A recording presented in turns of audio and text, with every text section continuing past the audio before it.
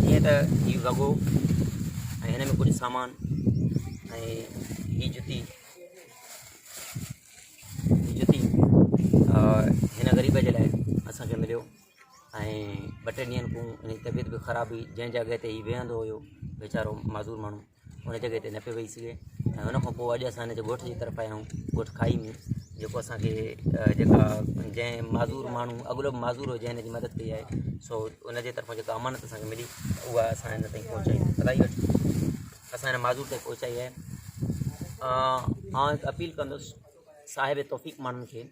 जेतिरो थी सघेव पंहिंजे इलाइक़े में तव्हांजे इलाइक़े में जिते माज़ूर आहिनि जिते ग़रीब आहिनि उन्हनि जी मदद कयो ऐं हेड़नि खे माज़ूरनि खे व्हील चेयर जी ज़रूरत आहे या दुनिया जूं जेके ज़रूरतूं आहिनि जिते पंहिंजे बचनि जी ज़रूरतुनि जो ख़्यालु रखो था जिते पंहिंजनि बचनि जे खे सोचियो था त उन्हनि खे जेको आहे फैसिलिटेट कयो उन्हनि खे जेको आहे फैसिलिटी थियनि त हिननि जी बि मदद कयो हेड़नि खे बि फैसिलिटेट कयो। हीअ बि इंसानु आहे हीअ बि ख़ुदा जे तरफ़ां ख़लक़त आहे हीअ ख़ुदा जी ख़लक़ आहे हिननि जी मदद करणु तव्हां असांजी ज़िम्मेवारी आहे ऐं पंहिंजे इलाइक़े में असां आवाज़ बुलंद कयूं त जीअं हिननि खे बि जीअण जो हक़ु आहे।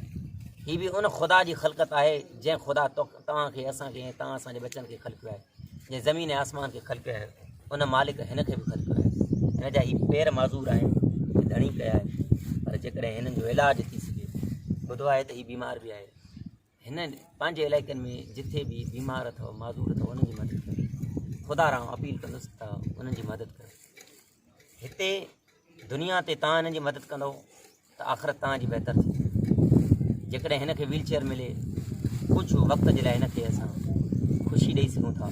त उहा ख़ुशी जेका हिन जी ज़िंदगी में हिनखे ॾेई सघूं था उहा ख़ुशी असांखे घणो वक़्तु ख़ुशि रखी सघे थी। जेकॾहिं असीं हिननि जा हक़ खाईंदासीं जेके हिन जा हक़ खाइनि था उहे जेके हिन जा हक़ खाइनि था त उन्हनि जे लाइ मैसेज आहे भली ख़ुदा खां कुझु ख़ौफ़ कयो जिंद ख़ुदा खे ॾियणी अथव जान ॿिनि ॾींहंनि जो आहे ऐं हमेशह जे लाइ जेकॾहिं सुकून हासिलु करणु चाहियो था त हिननि जा हक़ न खाओ कंहिंजा बि हक़ न खाओ पर बिलख़ुसूस हिननि जा हक़ न खाओ। हिननि जी माली मदद कयो हिननि जो इलाजु करायो हिननि जे तन ते लिबास ॾियो